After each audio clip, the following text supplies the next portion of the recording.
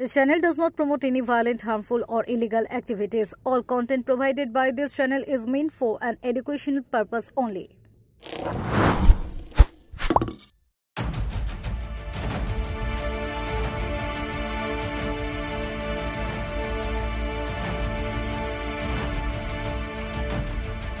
জলাভূমিতে প্রাথমিক বিদ্যালয়, সরকারি অর্থ অপচয়, অস্বাস্থ্যকর টিনের চালে চলছে পঠন পাঠন।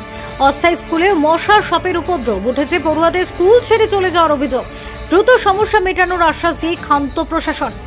প্রায় 3 বছর আগে গঙ্গার ভাঙনের জেরে অর্ধেকটা তলিয়ে গিয়েছিল হুগলির বলাগড়ের চরখয়রামারি জিএসএফপি প্রাথমিক বিদ্যালয়। কলকাতা হাইকোর্টের নির্দেশে প্রায় 12 লক্ষ টাকা খরচ করে স্থানীয় এক ব্যক্তির দান করা জমিতে নতুন স্কুল বিল্ডিং তৈরি হয়, কিন্তু এই বিল্ডিং এও পঠন পাঠন বন্ধ। অভিযোগ, জলা জমির উপর তৈরি হওয়ায় বছরের অধিকাংশ সময় স্কুলের সামনে হাঁটু সমান জল জমে থাকে। তাই নতুন বিল্ডিং থাকা সত্ত্বেও টিন দিয়ে তৈরি অস্থায়ী স্কুলে ক্লাস করাচ্ছেন শিক্ষক শিক্ষিকারা। এই পরিস্থিতিতে স্কুল পড়ুয়ার সংখ্যাও ধীরে ধীরে কমতে শুরু করেছে। বর্তমানে 4টি ক্লাস মিলিয়ে মোট 36 জন পড়ুয়া। অস্থায়ী স্কুলে মশা ও পোকামাকড়ের উপদ্রবের অভিযোগও উঠেছে। এমনকি মিড ডে মিলের রান্নার পরিবেশও স্বাস্থ্যকর নয় বলে অভিযোগ। আর এসব নিয়ে প্রশাসনের কাছে লিখিত অভিযোগ জানিয়েছে স্কুল কর্তৃপক্ষ, কিন্তু স্কুলের সামনের অংশ উঁচু করা বা নতুন স্কুল বিল্ডিং তৈরি করার কোনো উদ্যোগ নেওয়া হয়নি বলে অভিযোগ। 2023 সালে স্থানীয় সুরেশ মণ্ডলের দানের জমিতে নতুন বিল্ডিং তৈরি হওয়ার পর সেখানে পঠন পাঠন শুরু হয়, কিন্তু বর্ষাকাল আসতে সমস্যা দেখা দেয়। পাট ক্ষেতের পাশে জলাজমি হওয়ায় ভারী বৃষ্টিতে হাঁটু সমান জল জমে যায়, সঙ্গে দোসর জোয়ারের জল। ফলে অধিকাংশ সময় স্কুলের সামনে জমা জল এবং কাদা মাটি ভর্তি। এই অবস্থায় স্কুলে আসা বন্ধ করে দিতে বাধ্য হয় পড়ুয়ারা। উল্লেখ্য, গঙ্গা ভাঙনের জেরে পুরনো স্কুল বিল্ডিং ছেড়ে দেওয়ার সময় একটি ব্যক্তিগত সম্পত্তির ওপর অস্থায়ীভাবে চরখয়রামারি জিএসএফপি প্রাথমিক বিদ্যালয়টি সরিয়ে নিয়ে যাওয়া হয়েছিল। এরপর কলকাতা হাইকোর্টের নির্দেশ অনুযায়ী সর্বশিক্ষা অভিযান ও সরকারি বিভিন্ন প্রকল্পে প্রায় 12 লক্ষ টাকা খরচ করে তৈরি হয়েছিল চরখয়রামারি জিএসএফপি প্রাথমিক বিদ্যালয়। অভিযোগ, নতুন বিল্ডিং এ জমা জলের সমস্যা দেখা দেওয়ায় ফের সেই অস্থায়ী ক্লাসরুমে ফিরে যেতে হয়েছে। ঊর্ধ্বতন কর্তৃপক্ষকে জানানো হয়েছে দ্রুত সমস্যার সমাধান হবে, কিন্তু কবে হবে? কতদিন এভাবে একটি টিন ঘেরা ঘরে একসঙ্গে 4টি ক্লাস চলবে? কবে পড়ুয়ারা স্বাস্থ্যকর পরিবেশে পড়াশোনার সুযোগ পাবে? এইসব প্রশ্নের জবাব মেলেনি। Bureau report, Kolkata Mirror. বলাগড়ে একটা স্কুল রয়েছে জিএসএফপি প্রাথমিক বিদ্যালয়। আমি ওই স্কুলটার ওখানে গেট দিয়েছিলেন এবং সেই স্কুলটা এখন বর্তমানে ওই স্কুলটার সামনে জলবদ্ধ হয়ে রয়েছে এবং পাশে একটি অস্থায়ীভাবে স্কুল চলছে। কি বলবেন ম্যাডাম?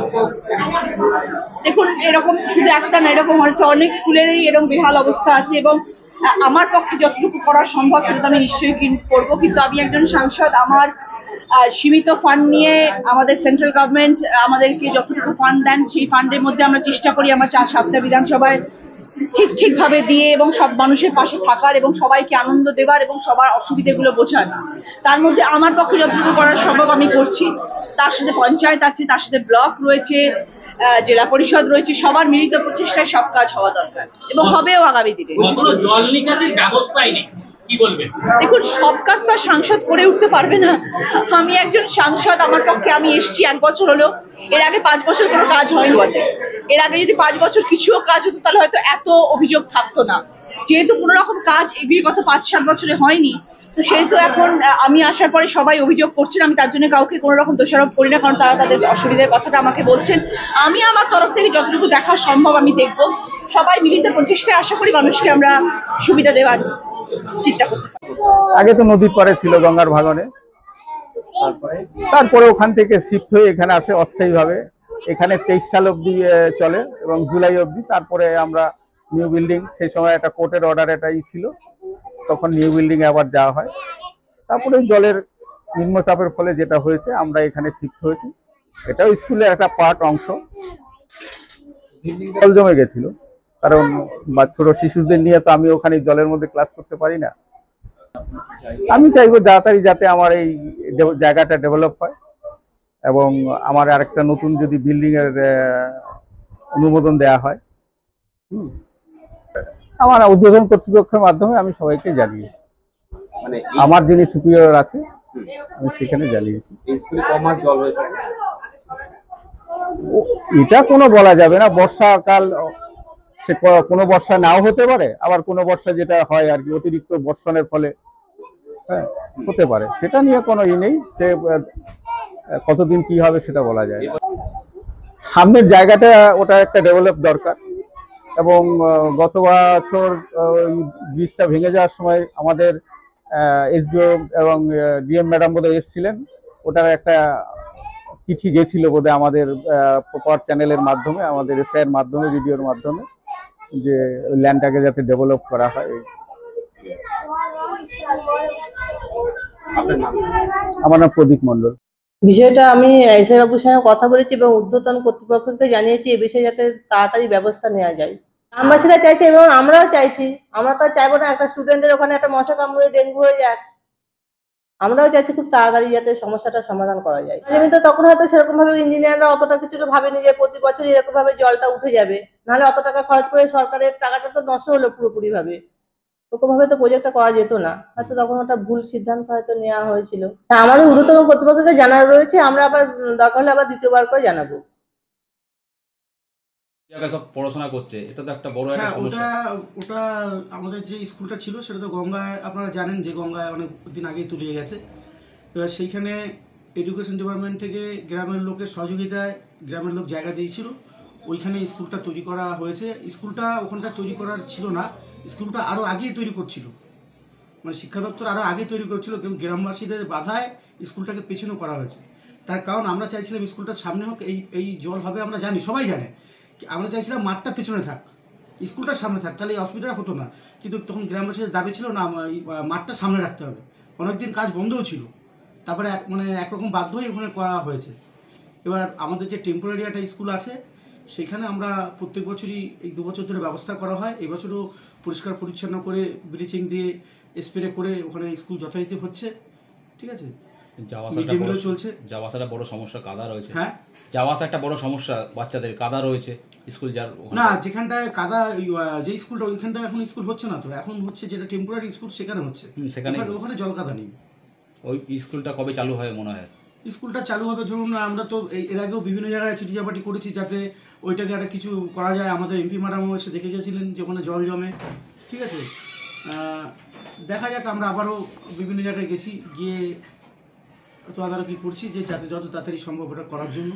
এখন বর্ষার সময়টা আমাদের ওই টেম্পোরারি যে স্কুলটা আছে ওইখানে স্কুলটা আমরা চালাচ্ছি।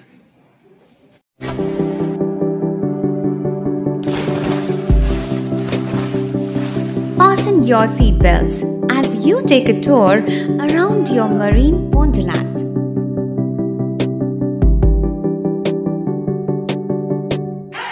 Spend a day at Aqua Marina and enjoy an array of water slides that give you butterflies in your tummy.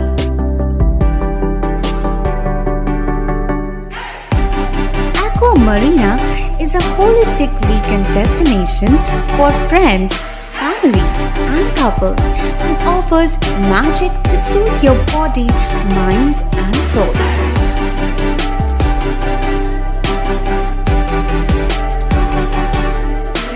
Aqua Marina, your customized magician. Welcome aboard and see the magic unfold. সামাজিক বা corporate event আয়োজন নিয়ে ভেবে চলেছেন? এবার আপনার ভাবনার অবসান। এসে গেছে ক্লাব ওয়েলকামের নতুন ক্রিস্টাল হল। 6000 বর্গফুটের রাজকীয় এই ব্যাংকোয়েট হলের সঙ্গে যুক্ত বিশাল আয়তনের কিচেন, জিভে জল আনা নানা পদ অতিথিদের পরিবেশনে সক্ষম। প্রয়োজনে ব্যবহার করতে পারেন আউটডোর ক্যাটারিংয়ের সুবিধাও। ক্রিস্টাল হলে অনুষ্ঠান আয়োজন অনুষ্ঠানের গরিমা বৃদ্ধি করে। রয়েছে 5টি লাক্সারি রুমের সুবিধাও। তাই সামাজিক হোক বা কর্পোরেট ইভেন্ট নির্দ্বিধায় চলে আসুন ক্লাব ওয়েলকামে। বুকিংয়ের জন্য যোগাযোগ 9147005547 অথবা 9163333080। Enjoy a weekend at Vedam, the paradise of peace. A home away from home.